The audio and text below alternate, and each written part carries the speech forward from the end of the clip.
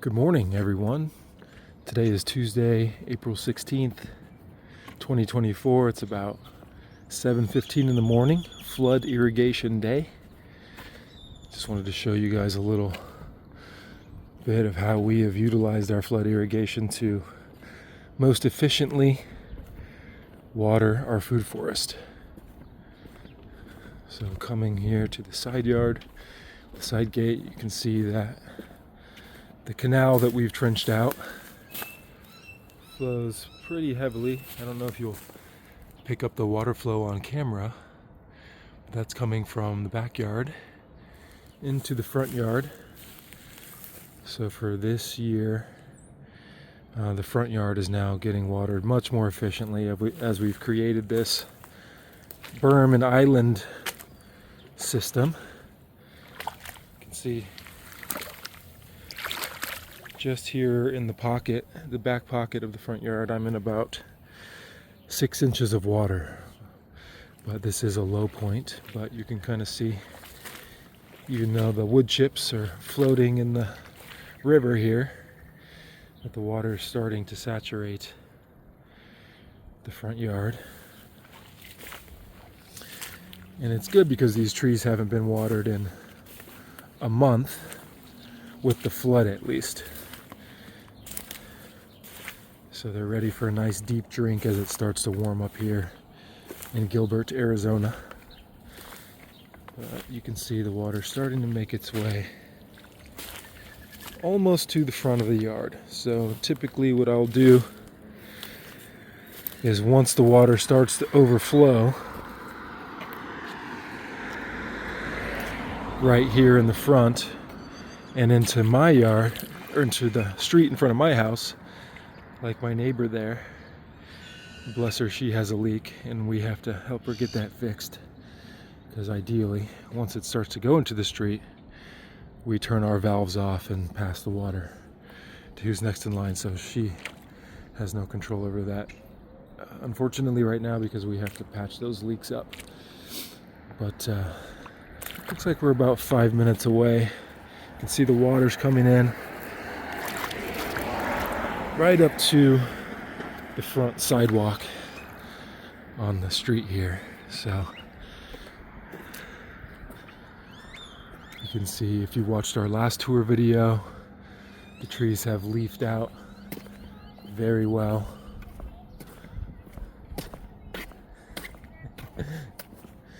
And are now producing.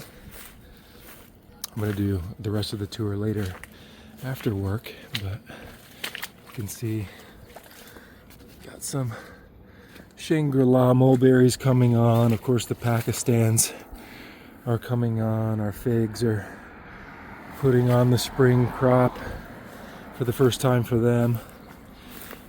We got some Flavor Delight apriums coming on. All the fun stuff, some gold-kissed apricots. The Pakistans are starting to ripen up super well. Pakistan mulberry, like I said before, king of all fruit trees as far as I'm concerned.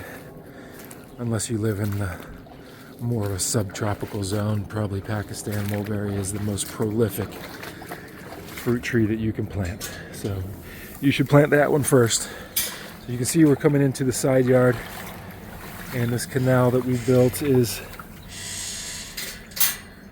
quite efficient, and it waters these two berms of plants simultaneously. This one is mostly weeds. Jujubes starting to flower. Hopefully the sun isn't ruining our video shot. As you can hear, I'm in my water boots, walking pretty slowly because the flow rate down that canal is actually pretty quick.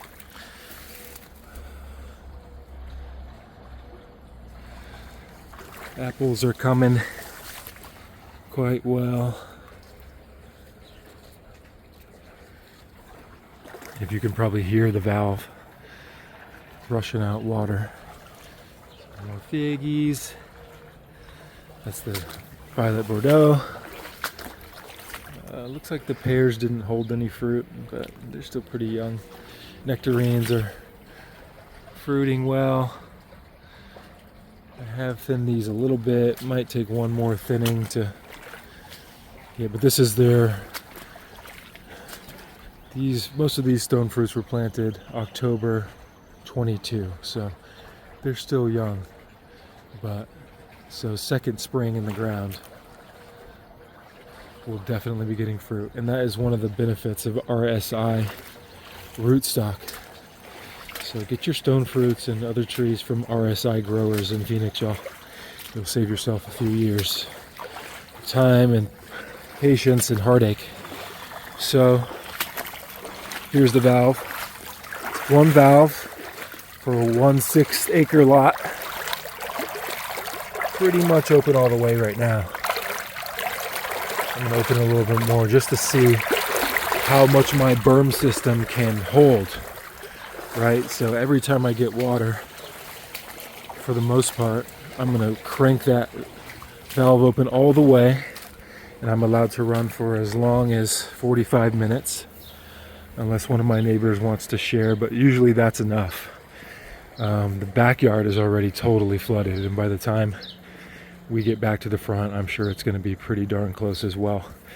But you can see in my vineyard, the water is already very deep, and the tomato plants are just looking like little baby volcanoes at this point. So they'll get nice and saturated, and then I'll let those tomatoes dry out almost all the way before watering them again by hand, if that happens to be before the next flood irrigation. I think we're on 2-week schedule now for flood. In the colder months, the coldest months, flood is not available, and once it starts to warm up, once a month, and then once it starts to get hot, every 2 weeks. So with lots of mulch and a few years of building soil and trees getting larger with microclimates and more shade protecting the ground, I'll have to do less and less hand watering in between flood irrigations. So basically I'll be watering more sensitive trees when it's very hot, obviously annuals, but this water soaked really deep into the ground, y'all, like really deep. And that's one of the benefits of the berm and swale type of design, is that when we direct this water in between all of our plants or islands or swales or whatever you want to call it, everything's mounded up where the plants are, so the water goes in between and sinks deep. So it's forcing the roots, the anchor roots and the primary roots of all these trees down into the ground, and the layer of mulch on top forms that fine layer of worm-filled humus, and that's where their feeder roots like to go.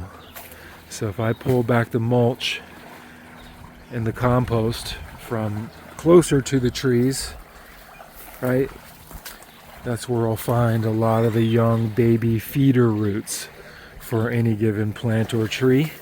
Obviously, trees have different types of root systems between the different families and genus and species of trees, but a lot of the trees we have here are actually tap roots. So once they get older, they'll do quite well on a 2-week schedule. And I know there might be some people that cringe just hearing what I said just now, but I've already proven it, y'all. But every yard is different, and every plant is different, and every growing zone is different, and every microclimate is different. And this is what works for us. And, you know, historically speaking, the last couple summers, of course, did a lot of hand watering because I don't want to put a piped irrigation system in here, guys. I just don't want to. I prefer these trees get water from the river. And my hand watering style has become my meditation, my time to think, my time to look at each plant individually and uniquely and give it the care and the recognition that it deserves, because these plants are part of our family, because they produce food for our family, and we take good care of them. And as you can see, there's a shitload of weeds, y'all. And this is what happens in a food forest if you have flooded irrigation and wood chips and mulch all over the ground, especially if we get winter rains like we have in Arizona here this year and the year before and the year before. I think we're going on 3 straight years of lots of wintertime, fall time, springtime precipitation. So I've been super busy with work and remodeling the house and other things with family, which is a blessing and amazing. But this is what it will look like if you're not able to come out, once a week at least on the weekends, and weed eat and mow. It will be a forest, and hence the name, food forest. The density is insane right now, you guys. I don't even know, is this wheat? I literally have no idea where this grass came from. It just lives here, right? So all of the grass and the flowers and anything that I didn't plant is just always coming back seasonally. But a lot of the flowers that started out in the front yard, you know how we have the wildflowers in the perimeter of the front, if you've seen on video previously, they've just naturally spread back here, and it's a beautiful thing. And they'll continue to do that. So it will have a, more and more of a functioning permaculture food forest layout and microbiology and local, set of plants. I mean, a lot of this stuff is ugly and makes you sneeze, but there's some beauty in here too. I just got to come through here and start ripping stuff out, But this is all biomass, guys. So I'm really not too concerned about it, right? So if we mow it or whack it or pull it, I'm just gonna lay it around the trees and keep it real simple and up against the wall. So it breaks down, it provides food for the worms. We have earthworms and red wiggling worms in the landscape because the wigglers transfer out when I pull compost out of my worm bin. It's full of eggs and worms. So the only tree that hasn't come back to life yet, y'all, is this Barbados cherry, and I just botched it. I cut it way too late in the fall, probably in the winter, and it froze. But yet my Barbados in the front that's up against the house is fully greened out. But you can hear the flood still coming out nicely. Pressure is very good today. And let's go through this jungle here and back to the front and see what's going on. I imagine that we're pretty close to capacity. You can see how quickly this water is moving. It's literally like a pretty solid little stream. So that means that we have a lot of pressure behind us, volume and slope. This property's been flood irrigating since 1958. So our soil, to begin with, is a lot different than most homes. Oh, look, that's great. What are you doing, bud? You going for a swim? Guess who's hanging outside today? Fred the dog.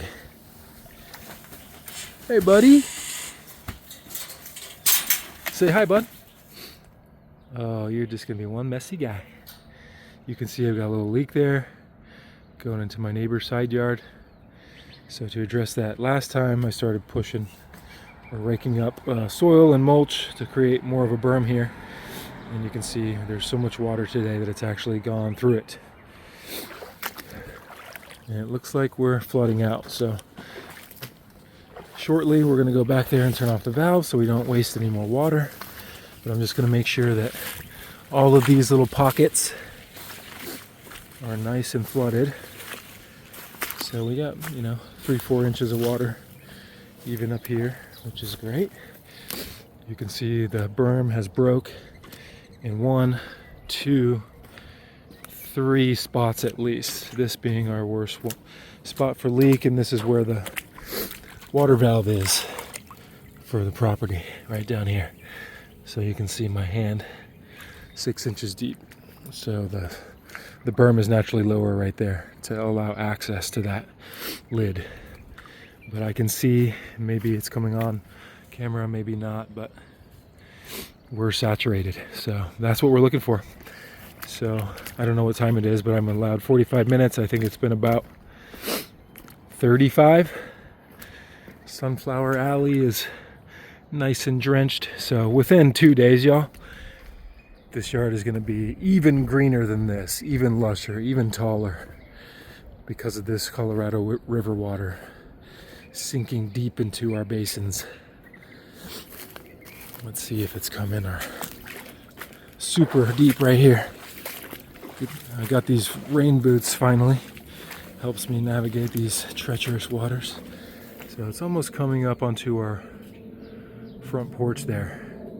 I just have one inlet here, and it's probably not made its way down this way. Oh yeah, it has.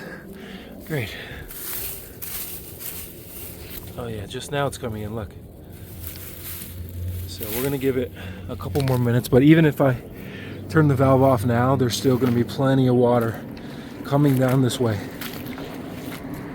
You can see it's still got a great flow rate. So there's gonna be 1,000 gallons of water, thousands probably, still in the back, pushing their way up here. Look at this guy. One of these days, this monstera is going to start putting on new leaves.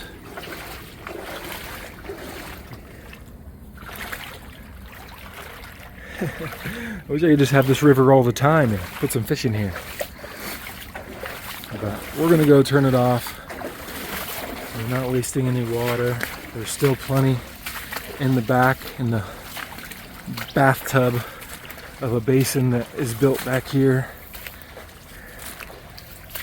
This water is super clear.